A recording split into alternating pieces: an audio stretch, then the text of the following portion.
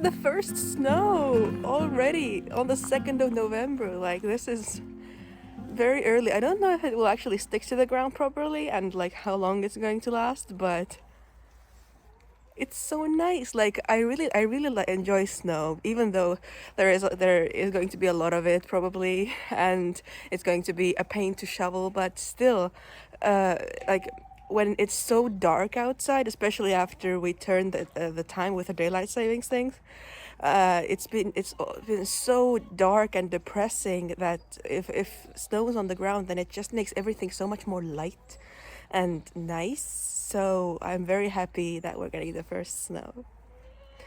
And the chickens are not sure what to think about it.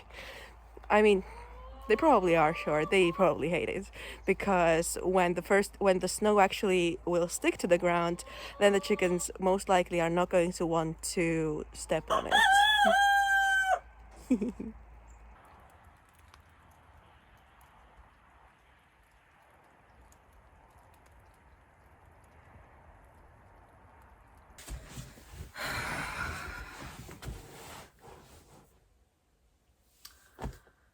So, yesterday we saw that Trump won the presidency for the United States, which is horrifying.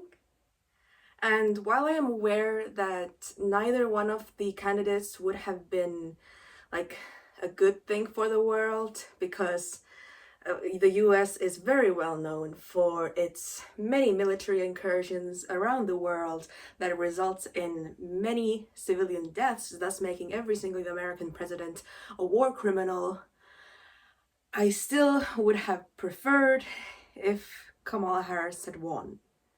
I'm not even as angry as I am sad to see that there is just such a high percentage of people in the US who are so uneducated that they gleefully and like just happily and peacefully like take into themselves the propaganda and lies, the blatant lies that the Republicans have been spouting all this time. And I have seen so much discourse on TikTok of people being so angry at the people who voted for Trump that they wish like the most horrifying things upon them. Like the things that will definitely happen because Trump won the presidency, like deaths because of the abortion bans and the deportations that Trump has promised, and just horrifying things are being wished upon the Trump voters. But without anyone even thinking that they're still people. Like, I don't understand why it's such a difficult concept for so many people to understand that human rights are for everyone. Like, the right to exist in your home country like should be something that everyone has without fearing like that the state will come for your right to exist or your right to just, not die. And sure, there are many ways in which those rights are being infringed upon even now, but that doesn't mean that it is right, that it's something that should happen. So I'm just seeing such a lack of empathy from people, because it's just obvious that a large percentage of the US is just uneducated, fell for the propaganda, and wants the cheaper prices that Trump has promised and will not be able to deliver on.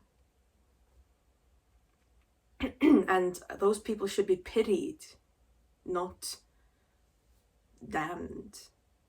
And if you, like myself, are European or just watching this from somewhere that isn't the US and thinking why are you thinking so hard about this? Like, why waste your mental capacity on this? But the unfortunate fact is that the US election results will affect the entire world. Like, personally, the thing that I'm most scared of is that Trump is very Russian minded. He is very buddy with Russia, which makes me afraid that he's going to stop the weapons of shipment to Ukraine. And if Ukraine doesn't get the weapons that it needs to keep Russia at bay, then basically Ukraine will be handed to Russia on a silver platter because of Trump, if he so decides. And no one knows what that madman is going to decide.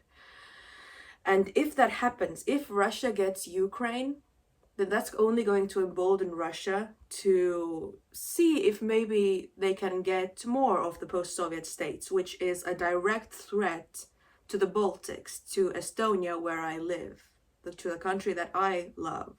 So that's one of the ways in which the Trump presidency win might affect me personally. But this is also just a symptom of the worldwide phenomenon of right-wing extremism coming more to power and gaining more and more traction, especially among young men. And I mean, this is an effect. This is something that is visible in Estonia as well. Like the conservatives are frighteningly popular. They're not the majority popular, and I hope that they never become that. But still, it is frightening to see how history just keeps repeating itself. Like it is not a new thing that the start of a pandemic and the increase in disability that it causes directly leads to the rise of fascism, as it did in the beginning of the last century. Like everything is connected, and not everyone sees that. So yesterday was a difficult day. I couldn't really focus on work because of the results. I'm not even that surprised that Trump won. I'm just sort of, it was like this feeling that when you're watching a movie that you can't look away from, and you've guessed the ending, you've guessed what the ending is, but you're sort of forcing your brain to not take it in, to not internalize it, and to just force yourself to stay in the present and see what happens. It felt like that to me. It's just watching a train wreck in slow motion, and it was inevitable, kind of. I'm just sad for every single marginalized group of people, both in the US and worldwide, that are going to be affected by this. I'm especially sad for the people in Palestine who are just being genocided by Israel and the continued US weapons shipments to Israel, because this wouldn't have even changed their fate, like no matter which one of the candidates had won. Like even Harris supported the genocide. And Trump, of course, supports the genocide because he's a convicted felon. What are you going to expect? It's also slightly funny because the Americans just elected a president who is a convicted felon on so many accounts. I think it was like 30 something, if I remember correctly. And then in Estonia, there was a politician who stole a coffee machine, and she got cancelled so fast and so hard that, like, I don't know if she's even in politics at all anymore, because that was just a scandal. So I'm not saying that this could never happen in Europe or something, because I know that the far-right extremism is on the rise everywhere, including in Europe. Just, oh my goodness. There are layers to everything. There are so many layers, and everything has just come together to cause this absolute train wreck that is going to be the next 4 years. So basically it is time to do what I do best when I'm upset, which is clean the chicken coop. And I'm doing this when it is already quite dark out, because I know that the chickens will be inside and asleep, because I'm going to be cleaning the outside of the coop today, because it has been pretty cold. Like, we've already had like a fair few frosts. We've even had the first snow, which means that this outside area that is like sand covered at the moment is soon going to have to be transitioned to leaves. And I will do that once we're more solidly in like freezing temperatures. But what I'm going to do today is just clean it up and not really put in the leaves yet, but clean it up so that it is ready for leaves.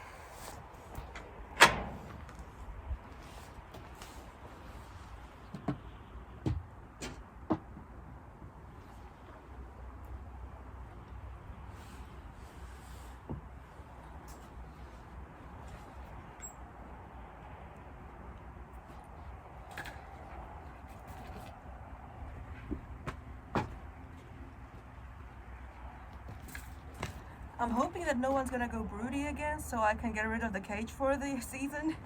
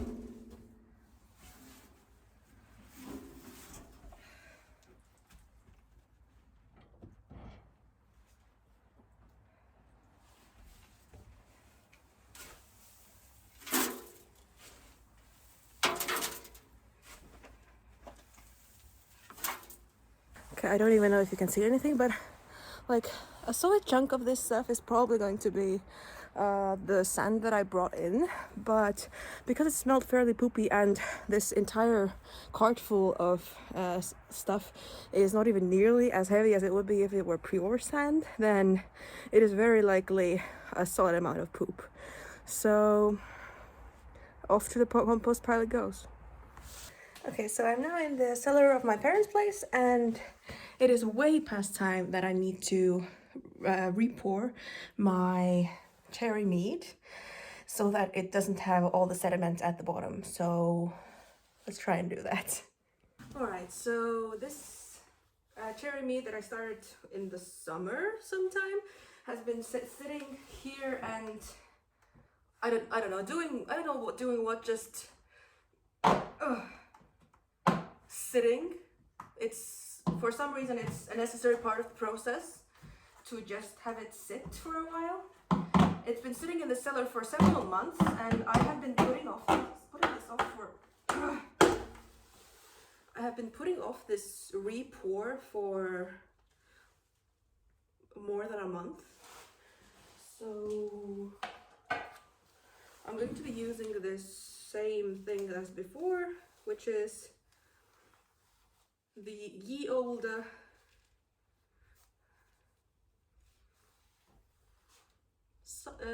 tube thing.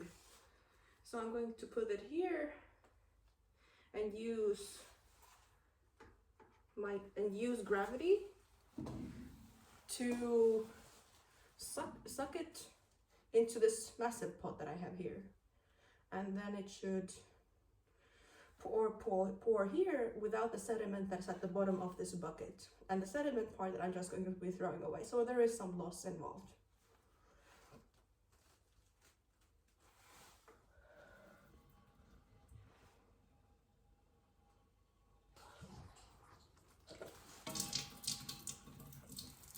Okay, gravity.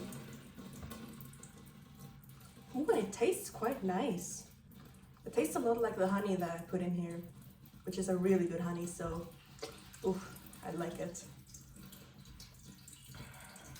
But after it has all poured into this thing, I'm going to throw away the sediment and pour it back into this bucket, and then it's going to stay here for at least another month, so that whatever like residual sediment stays in the mixture is going to be going to the bottom of the bucket, and then I can sort of get rid of it while I put it into bottles. But that's going to be a different video, a different time.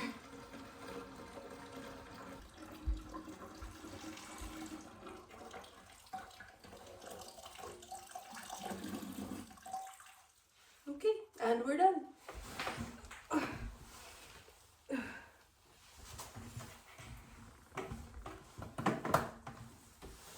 So by doing this pour over, I'm getting rid of all that gunk that I'm just going to throw away, because no one wants to drink this stuff.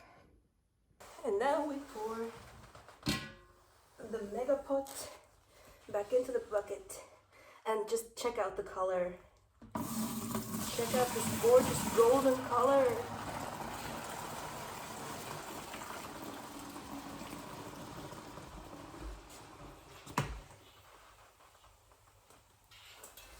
And now I will let it sit for another month, at least. We'll see when I have the energy to pour the thing into bottles. Oh my god, look at Bianca!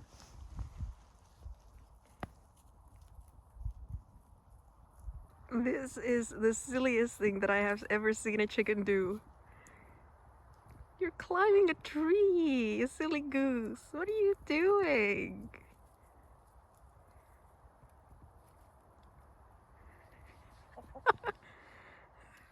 Oh, the balancing.